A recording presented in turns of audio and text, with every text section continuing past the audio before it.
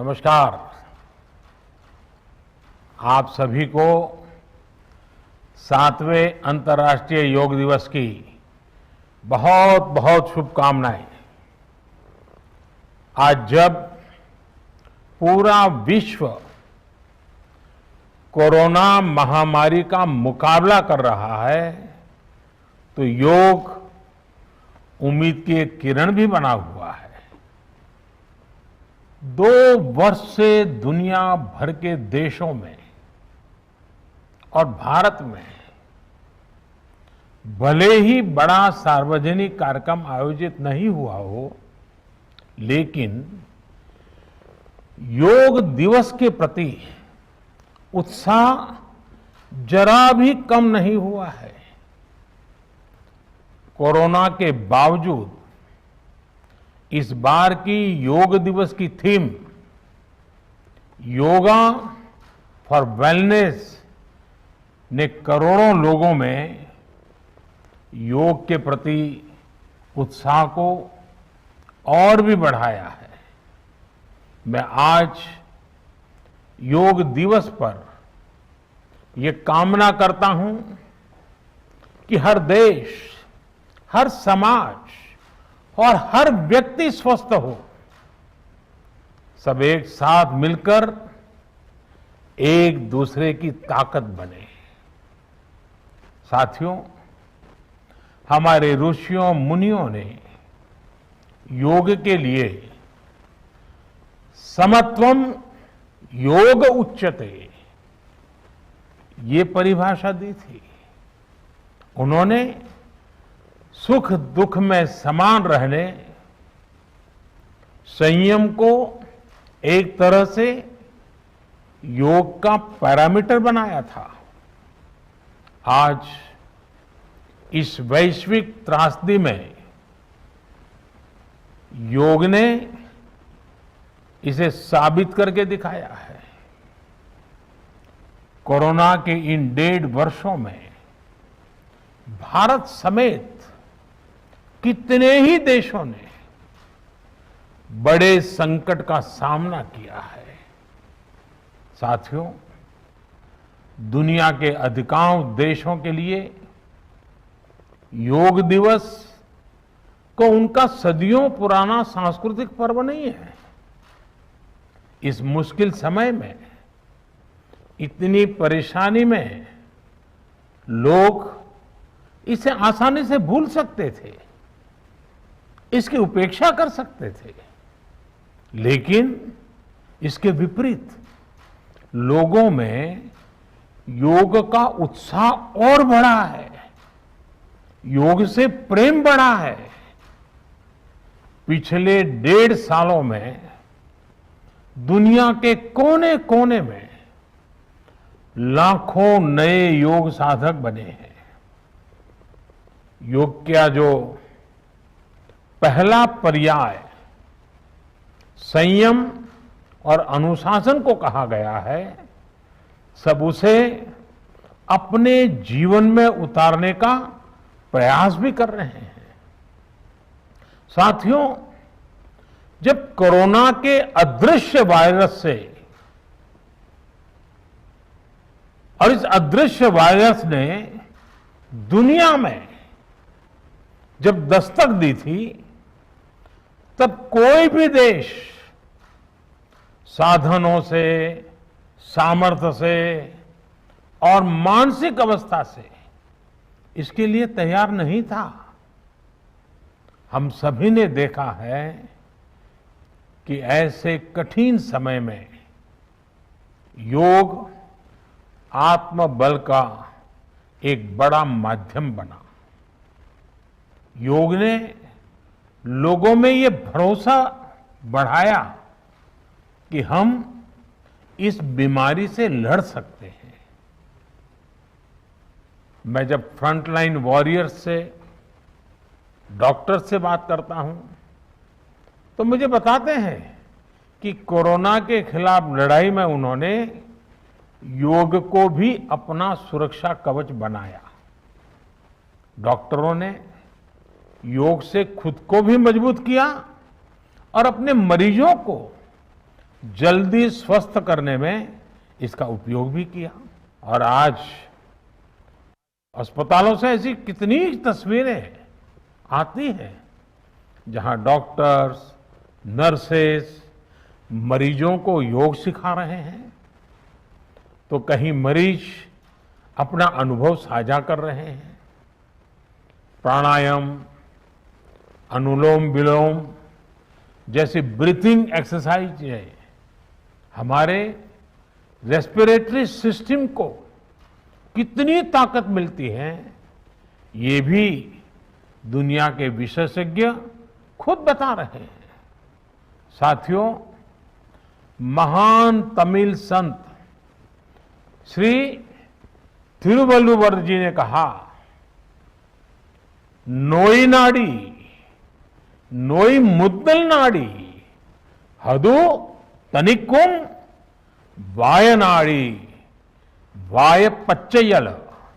अर्थात अगर कोई बीमारी है तो उसे डायग्नाइज करो, उसकी जड़ तक जाओ, बीमारी की वजह क्या है ये पता करो, फिर उसका इलाज सुनिश्चित करो। योग यही रास्ता दिखाता है। आज मेडिकल साइंस भी उपचार के साथ साथ हीलिंग पर भी उतना ही बल देता है और योग हीलिंग प्रोसेस में उपकारक है। मुझे संतोष है कि आज योग के इस पहलू पर दुनिया भर में के विशेषज्ञ अनेक प्रकार के साइंटिफिक रिसर्च भी कर रहे हैं, उस पर काम कर रहे हैं। साथियों, कोरोना काल में योग से हमारे शरीर को होने वाले फायदों पर, हमारी इम्यूनिटी पर पड़ने वाले सकारात्मक प्रभावों पर कई स्टडीज हो रही है। आजकल हम देखते हैं कई स्कूलों में ऑनलाइन क्लासेस की शुरुआत में 10-15 मिनट बच्चों को योग प्राणायाम कराया जा रहा है। ये कोरोना से मुकाबले के लिए भी बच्चों की शारीरिक रूप में तैयारी कर रहा है। साथियों, भारत के ऋषियों ने हमें सिखाया है, व्यायामात लभते स्वास्थ्यम, दीर्घ आयुषम बलम सुखम, आरोग्यम परमम भाग्यम, स्वास्थ्यम सर्वार्थ साधनम। अर्थात योग व्यायाम से हमें अच्छा स्वास्थ्य मिलता है, सामर्थ्य मिलता है और लंबा सुखी जीवन मिलता है।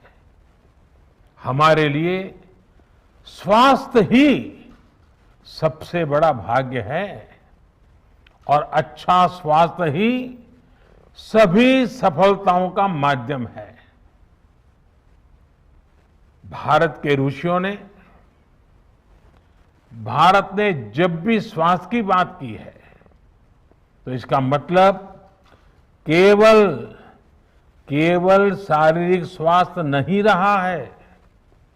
इसलिए योग में फिजिकल हेल्थ के साथ साथ मेंटल हेल्थ पर इतना जोर दिया गया है।